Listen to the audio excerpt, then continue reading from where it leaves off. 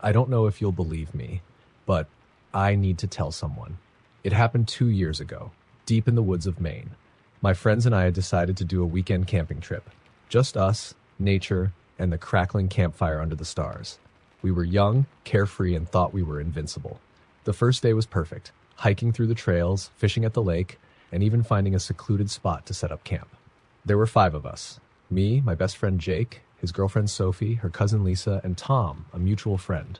We laughed, drank, and shared ghost stories around the fire. Jake told some dumb tale about a hitchhiking ghost, and we all rolled our eyes. Little did we know that night would set the tone for everything. When the fire began to die, we decided to turn in. I shared a tent with Tom, while the others were split between 2 other tents. I must have fallen asleep quickly because I remember waking up to the sound of Lisa's scream. It was piercing, cutting through the stillness of the forest. Tom and I bolted upright. I scrambled out of the tent, heart pounding. The others were already out too, flashlights darting around wildly in the darkness. Lisa stood a few feet away, shaking and pointing toward the woods. There was something, watching us, she stammered. Her face was pale, eyes wide with terror. Sophie hugged her, trying to calm her down, but we all felt it, that creeping unease, like the forest itself was closing in. Jake and I shined our flashlights into the trees, but we saw nothing. No movement, no sounds except for the crickets. Probably just an animal, Jake said, though he didn't sound convincing. We eventually went back to our tents, but no one really slept after that. The next day, Lisa refused to leave camp. She said she'd had enough and wanted to go home, but we convinced her to stay one more night. That was our first mistake. As the day went on, the feeling of being watched never left me. Every snap of a twig, every rustle of leaves, it put my nerves on edge. Even Tom, who was usually laid back, seemed jumpy. But no one said anything. We all pretended it was fine. When night fell, the tension thickened. The fire's glow seemed weaker somehow, and the woods felt darker than before. Lisa refused to sit by the fire, opting to stay in her tent instead. We joked and told more stories, trying to shake the growing dread, but it was forced. Then we heard it. A low, guttural sound echoed from the trees. It was deep and wet, like the groan of something not entirely human. We froze. Jake grabbed his flashlight and aimed it toward the sound, but there was nothing there. "Probably a deer," he whispered. We didn't buy it. The sound came again, closer this time. Sophie clutched Jake's arm, her face pale as ash. Lisa emerged from her tent, looking terrified. "What is that?" she whispered. No one answered. Suddenly, the groaning shifted into a high-pitched screech that made my ears ring. It was coming from all around us, echoing through the trees. Tom grabbed a log from the fire, holding it like a weapon. "We need to leave. Now," he said. Jake hesitated. "It's probably nothing. Let's wait it out." "Wait it out? Are you serious?" Lisa snapped. "Something's out there." Before we could argue more, Sophie screamed. She pointed toward the edge of the camp where the firelight faded into shadows. There, just barely visible, was a figure. It stood impossibly still, watching us. "Who's there?" Jake shouted. No response. The figure didn't move. It was tall and gangly, its limbs too long, its silhouette almost wrong. And then it stepped forward. It was fast, inhumanly fast. One moment it was by the trees, and the next it was just beyond the fire's glow. I finally got a good look at it. Its face was pale, stretched, and hollow. 2 black voids where eyes should have been. Its mouth hung open, revealing jagged, yellowed teeth. We ran. We didn't pack. We didn't grab our things. We just bolted into the woods. The creature didn't chase us immediately. It stood there, tilting its head as if amused. But as soon as we hit the tree line, I heard it. Heavy, unnatural footsteps crashing after us. Branches whipped against my face as I ran blindly. I could hear my friends ahead, panting and stumbling. Jake shouted for us to stick together, but it was chaos. The footsteps were right behind me, impossibly close, and then they stopped.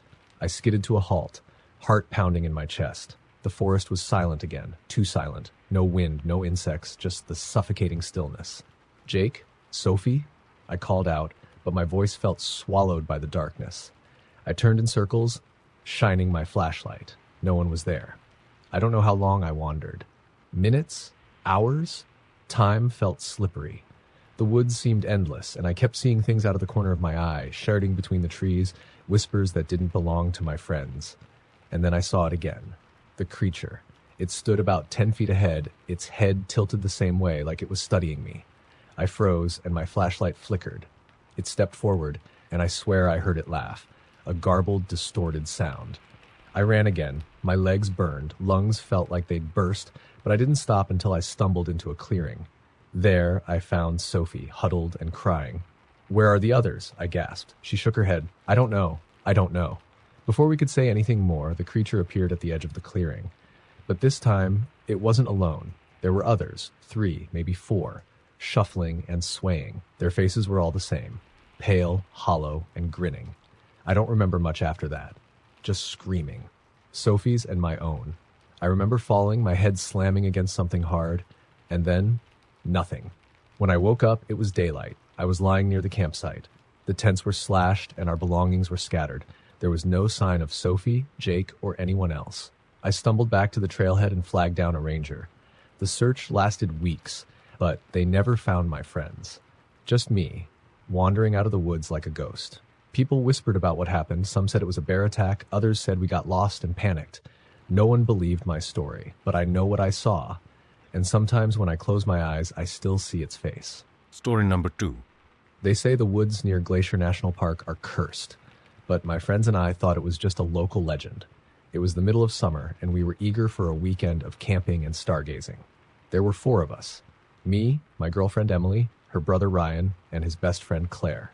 None of us believed in curses, ghosts, or monsters.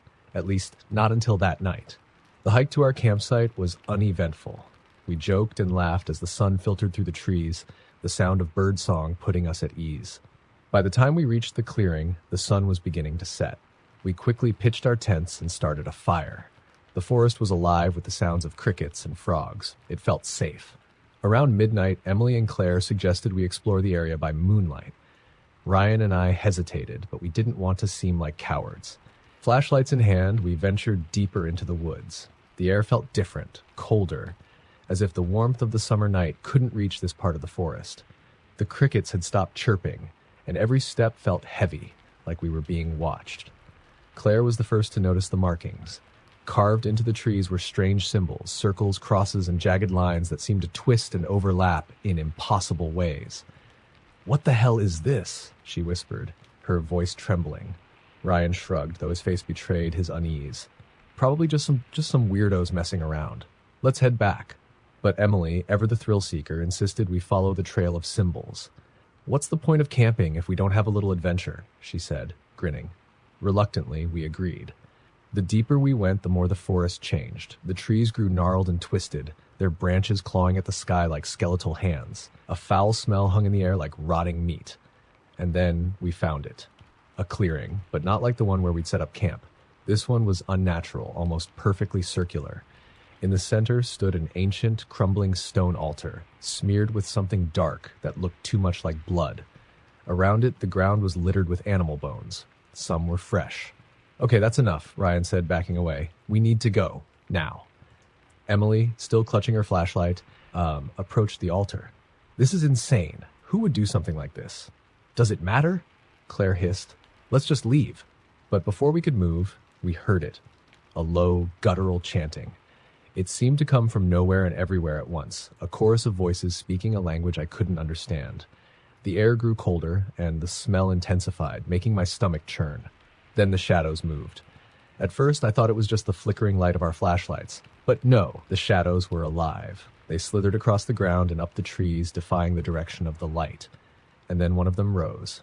It wasn't human. It wasn't even animal. It was a shape. Tall, impossibly thin, with limbs that bent in ways they shouldn't.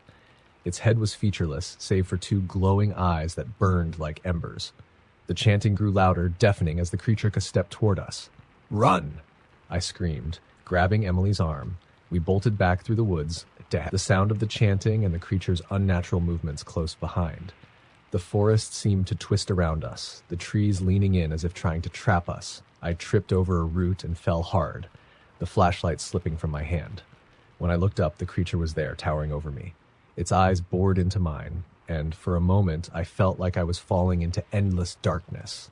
Then Emily yanked me to my feet, and we kept running. Somehow, we made it back to the campsite, but something was wrong. Our tents were gone, as if they'd never been there. The fire pit was cold, the stones scattered. The woods around us were silent, too silent. "What's happening?" Claire sobbed, clutching Ryan's arm. "I don't know," he whispered, his voice hollow. I don't know. The creature emerged from the trees, but this time it wasn't alone. More of them followed, shapes that defied logic, their bodies shifting and twisting as they moved. They didn't chase us. They didn't have to. They simply surrounded us, their glowing eyes watching, and then everything went black. I woke up at dawn, lying in the middle of the road near the park entrance. My clothes were torn, and my body ached like I'd been hit by a truck. Emily, Ryan, and Claire were there too, unconscious but alive.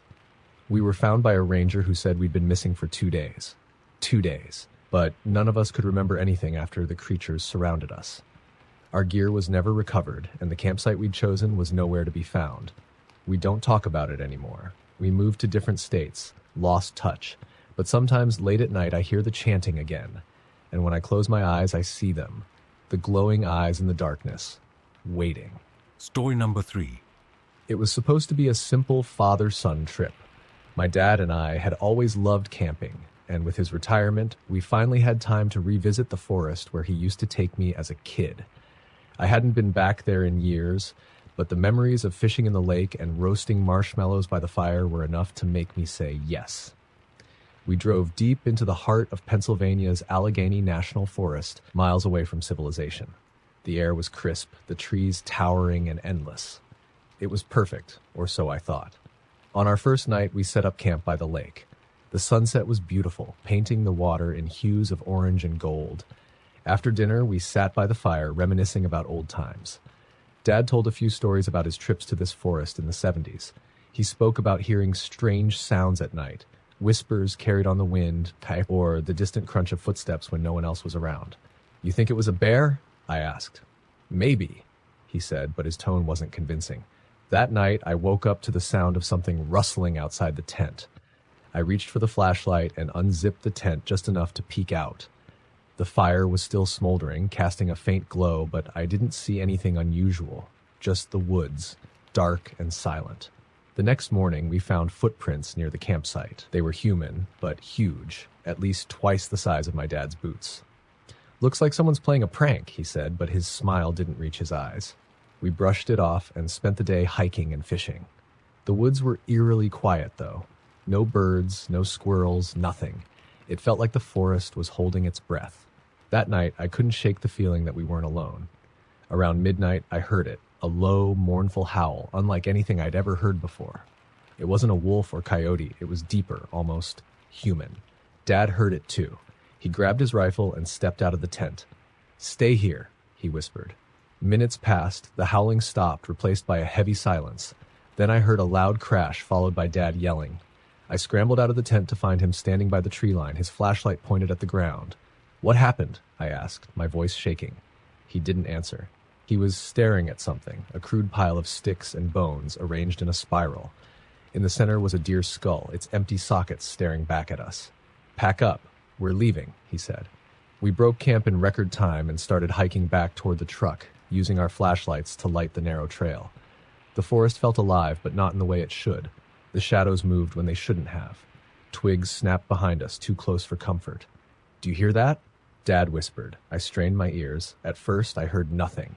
But then it came, a soft, wet, dragging sound, like something heavy being pulled through the underbrush. It was getting closer. We picked up the pace, practically jogging now.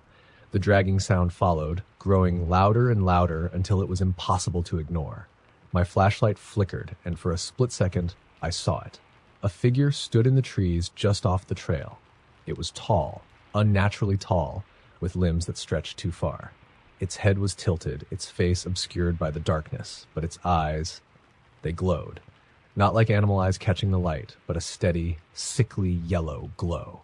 I screamed, and the figure stepped back into the shadows, disappearing as quickly as it had appeared. Dad grabbed my arm and pulled me forward. Don't stop, he yelled. We ran for what felt like hours, our lungs burning, legs trembling. When we finally reached the truck, we threw our gear into the back and jumped in. Dad didn't even bother tying anything down. He floored it, gravel spraying as we tore out of there. As we drove away, I glanced in the side mirror. For a split second, I saw it again, standing in the middle of the road, watching. Its glowing eyes burned into my mind. We didn't talk on the drive home, not until we were safely back in the city, with locked doors and bright streetlights. Dad hasn't been the same since. He doesn't go camping anymore, doesn't talk about the forest. I've had nightmares every night since that trip, and sometimes when I'm alone in the dark, I swear I see those glowing eyes staring back at me. Story number 4. It was late October when my friends and I decided to go camping in the Ozarks. The timing felt perfect. Cool autumn air, leaves turning brilliant shades of red and orange, and most importantly, a long weekend to escape from our daily grind. There were 4 of us. Me, my girlfriend Rachel, her best friend Jess, and Jess's boyfriend Kyle. We'd heard stories about the Ozarks, of course. Legends of strange lights in the sky, ghostly apparitions, even whispers about disappearances.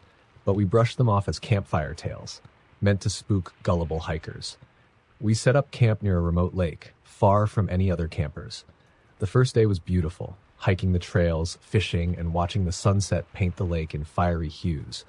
That night, we built a roaring fire and stayed up late drinking, laughing, and telling silly ghost stories. It was well past midnight when we finally decided to turn in.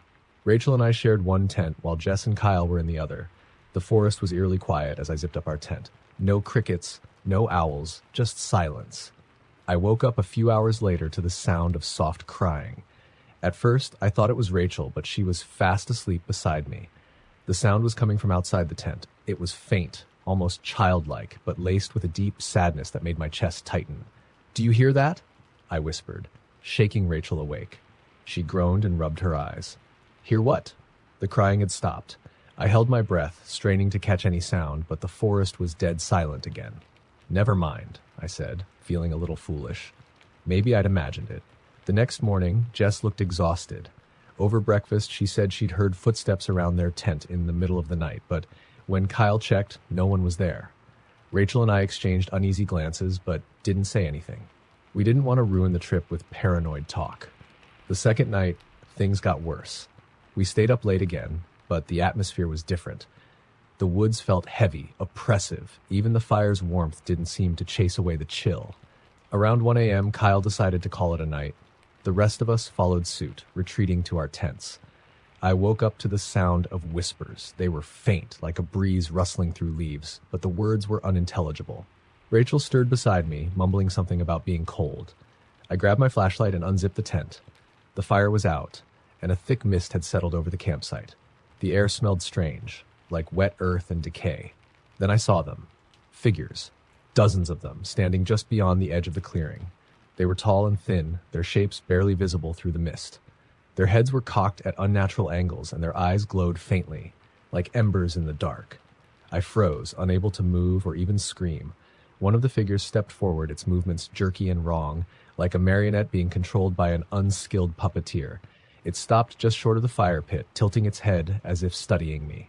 "Rachel," I whispered, my voice trembling. "Rachel, wake up." But before she could respond, the figure let out a sound I'll never forget, a low, guttural growl that seemed to vibrate in my chest. The other figures began to move, their glowing eyes fixed on me. I stumbled back into the tent, yanking the zipper closed. Rachel was fully awake now, panic etched across her face. "What's going on?" she demanded. "They're out there," I stammered. "Something's out there." We huddled together, listening as the growls turned into whispers circling our tent. Then came the scratching, long, deliberate scrapes along the fabric, as if they were testing it. From the other tent, I heard Jess scream. Then silence. "Jess!" Rachel cried, unzipping the tent before I could stop her. She bolted toward their tent, and I had no choice but to follow. Jess and Kyle were gone. Their tent was torn open, their sleeping bags empty. The whispers grew louder, surrounding us. I shined my flashlight wildly, catching glimpses of the figures as they moved through the mist. "Run!" I yelled, grabbing Rachel's hand. We sprinted toward the lake, the figures closing in behind us. The mist grew thicker, wrapping around us like a living thing. Rachel tripped and fell, and as I turned to help her, I saw it. One of the figures was right behind her. Its face, or what should have been a face, was a void, a gaping blackness that seemed to suck in the light. Long, clawed fingers reached for her, but I yanked her to her feet, and we ran again. Somehow we made it to the lake. The whispers stopped, and the mist receded, leaving us gasping for air. The sun was beginning to rise, its light chasing away the shadows. But Jess and Kyle were gone, and we knew we couldn't stay. We made it back to civilization that afternoon. The Rangers organized a search party, but they never found Jess or Kyle, just their torn tent and scattered belongings. Rachel and I haven't spoken much since that trip. We're both haunted by what we saw, what we heard. And sometimes late at night, I hear the whispers again, faint and far away, but getting closer. Story number 5. It was supposed to be a relaxing weekend getaway. My friend Sarah had found a secluded campsite in the Appalachian Mountains, far from the noise of the city. She was the outdoorsy type, always eager to explore uncharted trails and sleep under the stars. I, on the other hand, wasn't much of a camper, but Sarah's enthusiasm was infectious, and I figured a few days in the wilderness couldn't hurt. The drive was long, and the road grew narrower and rougher the deeper we went. By the time we reached the campsite, the sun was already dipping behind the mountains. The site was beautiful, though, surrounded by towering pines with a small creek gurgling nearby. We set up our tents, built a fire, and settled in for the night. Around midnight, the first strange thing happened. We were sitting by the fire, swapping stories, when we heard it. A faint humming sound, like a low, melodic vibration. It seemed to come from deep in the woods. Sarah tilted her head, listening. Probably just the wind, she said, though her voice wavered slightly. But it didn't sound like wind. It was rhythmic, almost like a song. We tried to ignore it, but the sound grew louder, closer. Then it stopped, leaving an unnerving silence in its wake. Maybe it's some kind of animal, I said, though I didn't believe it. We decided to turn in, hoping a good night's sleep would calm our nerves. But I couldn't shake the feeling that something was off. The forest was too quiet, too still. I woke up to a scratching sound outside my tent. At first, I thought it was an animal, a raccoon or a fox. But the scratching was deliberate, slow, and steady, as if whatever was out there knew I was inside. My heart pounded as I reached for my flashlight. "Sarah?" I whispered, my voice shaking. No response. I unzipped the tent just enough to peek out. The fire had died down, leaving the campsite bathed in shadows. I swept the flashlight beam across the clearing, but I didn't see anything. Then I noticed Sarah's tent. It was open, the flap hanging limp. She was gone. "Sarah?" I called louder, stepping out of my tent. The air was cold, and the forest felt suffocating, like it was pressing in on me. That's when I saw the footprints. They were faint but unmistakable, bare human feet leading from Sarah's tent into the woods. The thought of her wandering barefoot in the dark sent a wave of panic through me. "Sarah, this isn't funny!" I yelled, my voice echoing into the trees. The humming started again, louder this time. It seemed to come from every direction, wrapping around me like a sinister lullaby.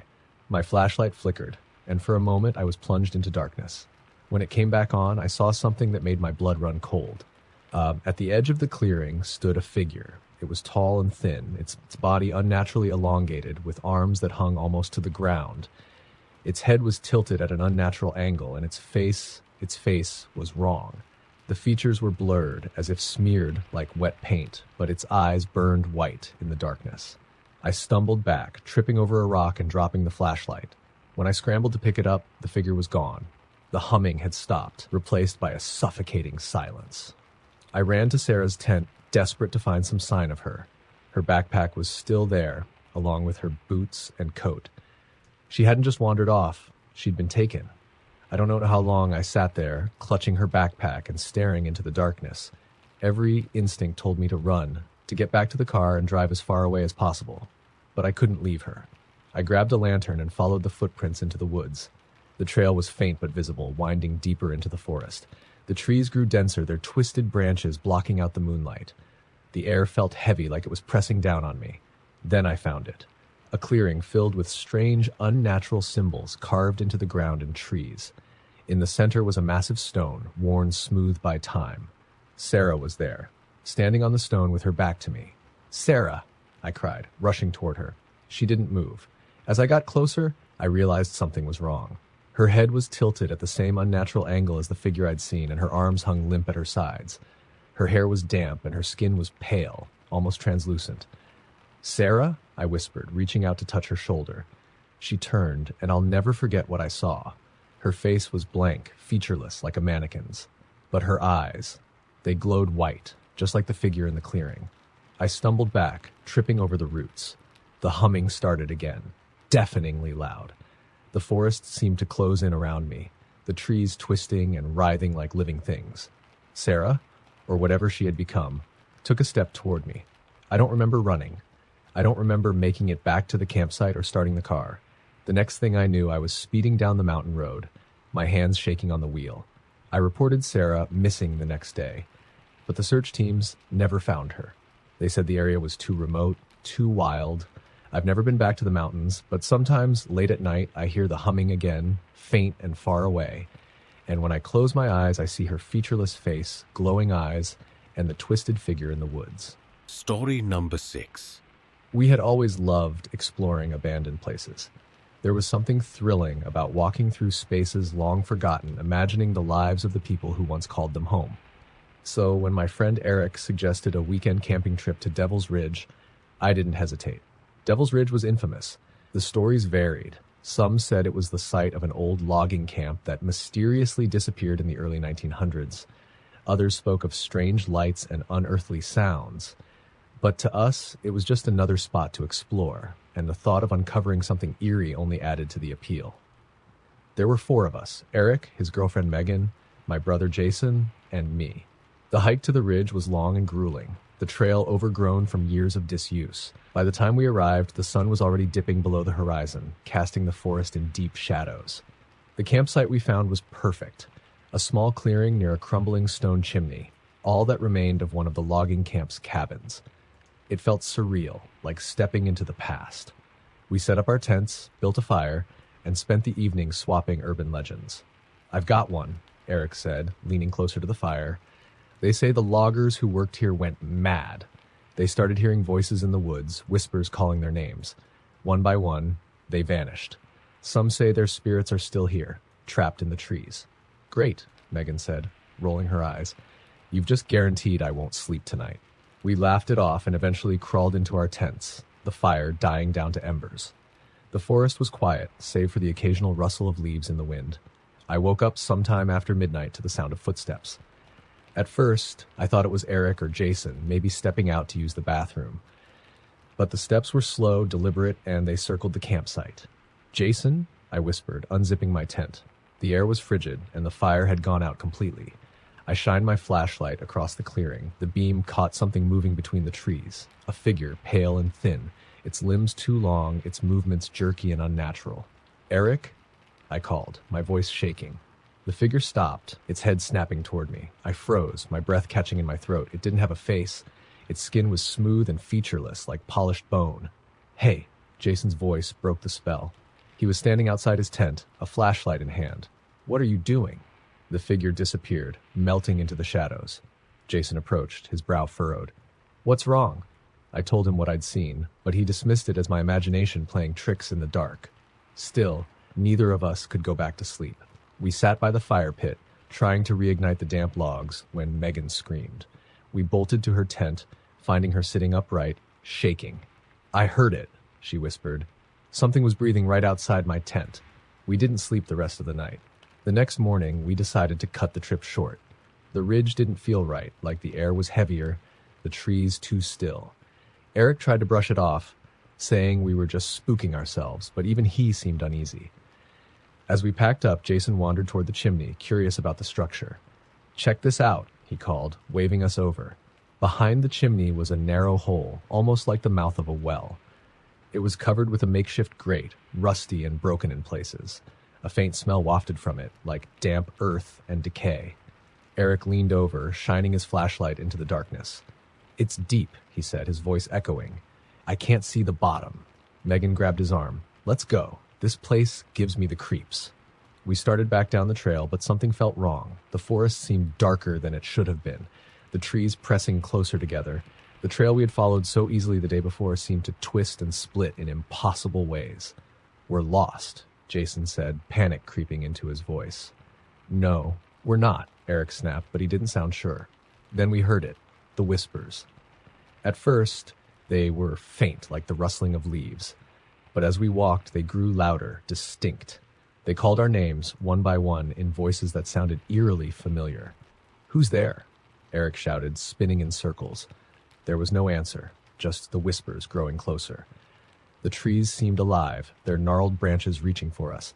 Shadows moved where there shouldn't have been any. Then we saw them, figures slipping between the trees, pale and faceless, their limbs too long, their movements impossible. "Run!" I screamed. We bolted, abandoning the trail and plunging into the dense forest. The whispers followed, accompanied by heavy footsteps and the sound of branches snapping. My lungs burned, my legs ached, but I didn't dare stop. Suddenly, Jason grabbed my arm. "Look," he said, pointing ahead. Through the trees, we saw the chimney. Somehow, we had run in a circle, back to the cursed clearing. The whispers were deafening now, a cacophony of voices calling our names. Eric collapsed by the fire pit, gasping for air. "We can't stay here," Megan sobbed. "We have to." Her words were cut off by a guttural growl. A shadow fell over the clearing, and we turned to see the figures emerging from the trees. They moved slowly, deliberately, surrounding us. Jason grabbed a burning log from the fire pit, brandishing it like a weapon. "Stay back," he shouted. The figures didn't stop.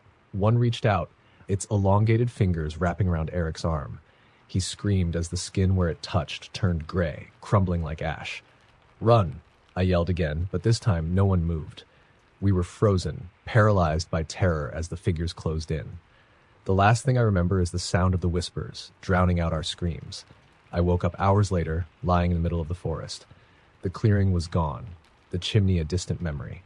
Jason, Megan, and Eric were nowhere to be found. When I stumbled out of the woods and into the nearest town, I tried to tell the police what had happened. They searched Devil's Ridge but found nothing. No campsite, no chimney, no signs of my friends.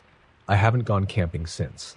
Sometimes late at night I hear the whispers again, faint and far away, and when I look into the shadows, I swear I see them watching, waiting. Story number 7. When I agreed to join my coworkers for a weekend camping trip, I thought it would be a great way to bond. We were a small team, and the idea of escaping the office and getting some fresh air seemed appealing. The spot they picked was deep in the Blue Ridge Mountains, a place none of us had ever been before. It was remote, with no cell service, perfect for disconnecting, or so we thought. There were 6 of us. Me, my supervisor Karen, her husband Mark, and 3 others from our team, Lila, Devin, and Will. The first day was fine. We hiked, set up camp, and enjoyed a big dinner cooked over the fire. As the sun set, the forest around us turned inky black, and the sounds of the night creatures grew louder. We were sitting around the fire, laughing and sharing stories, when Devin pulled out his phone. "No signal," he muttered, but then his expression changed. "Wait, that's weird." "What?" Karen asked. Devin turned his phone toward us. The screen showed a single text message, received minutes ago. It read, "Don't stay here. Leave now." We all laughed it off, assuming it was some glitch or an old message that had randomly come through, but I saw the way Devin's hand shook when he put his phone away. The forest grew quieter as the night wore on. I didn't realize it at first, but the usual sounds, crickets, owls, the rustling of leaves, had disappeared. It was as if the entire forest was holding its breath.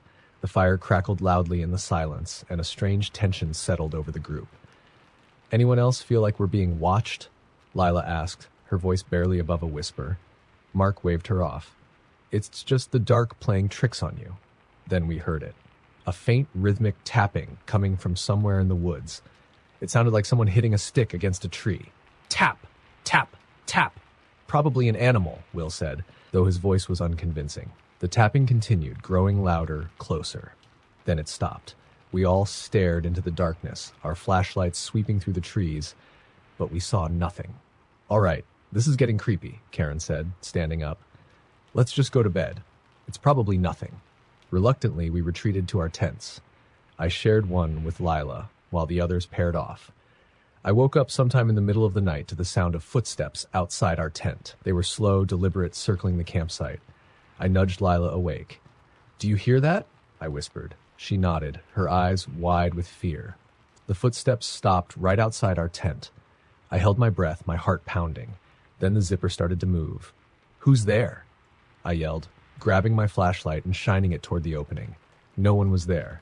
The zipper was still halfway undone, moving as if by invisible hands. Lila screamed, and I scrambled to zip it back up. The footsteps started again, this time moving away from the tent. We didn't sleep after that. When the first light of dawn broke, we crawled out of the tent to find the others already awake, their faces pale. "Something's out here," Mark said, his voice shaking. "Look." He pointed to the trees surrounding the campsite. Hanging from the branches were crude wooden dolls, their limbs twisted and bound together with vines. They swayed gently in the breeze, creaking like old hinges. "All right, this is enough," Karen said. "We're leaving." We packed up as quickly as we could, paranoia driving every hurried movement. The forest seemed darker, the air heavier. As we started down the trail, we realized something was wrong. The path wasn't the same.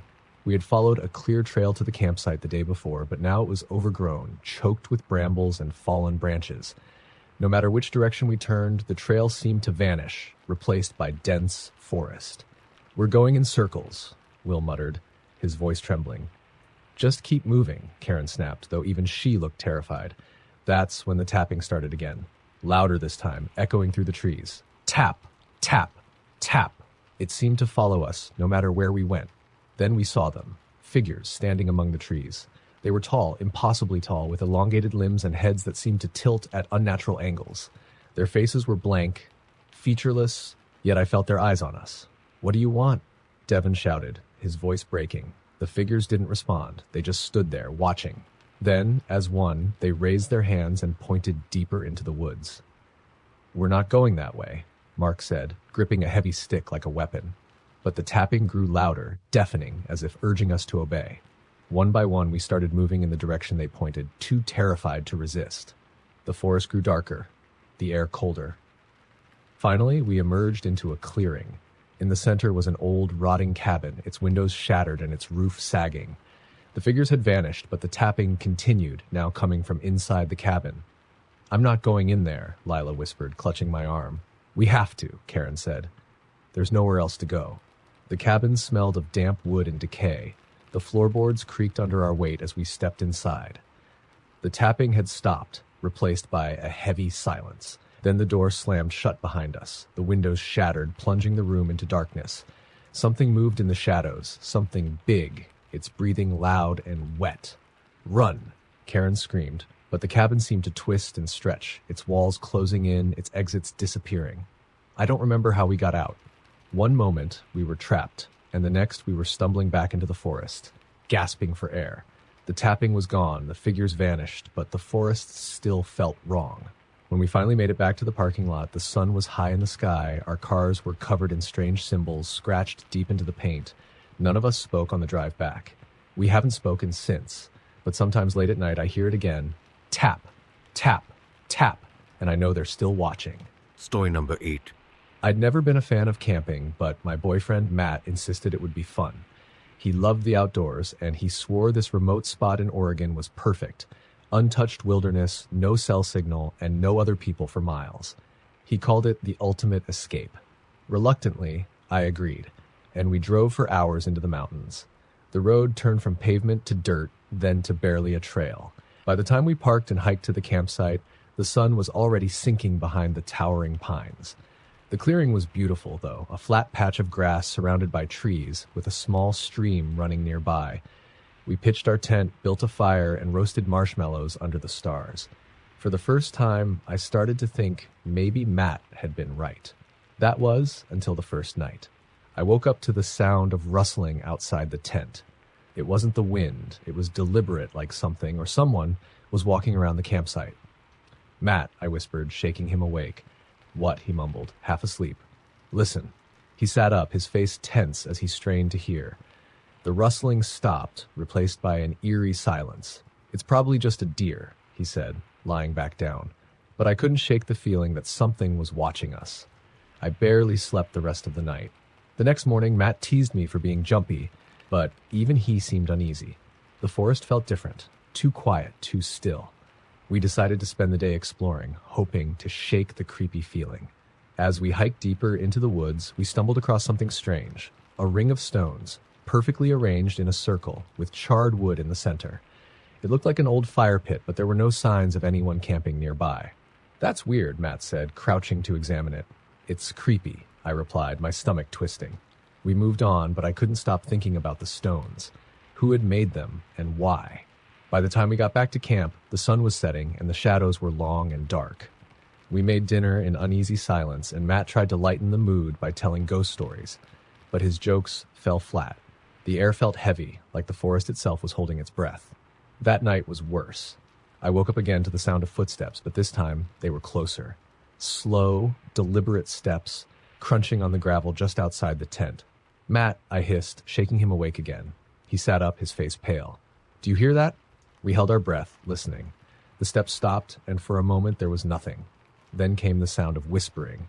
Soft, indistinct, like a dozen voices speaking at once. Matt grabbed the flashlight and unzipped the tent. "Stay here," he whispered. "Are you crazy?" I grabbed his arm, my heart pounding. "Don't go out there," but he insisted, stepping into the darkness. I watched as his flashlight beam swept across the trees. "There's nothing here," he called back. Then the flashlight went out. "Matt?" I called, panic rising in my chest. No response. I grabbed my own flashlight and crawled out of the tent. The fire had died down to embers, casting faint shadows across the clearing. "Matt?" I called again. The beam of my flashlight caught something in the trees. A figure standing impossibly still.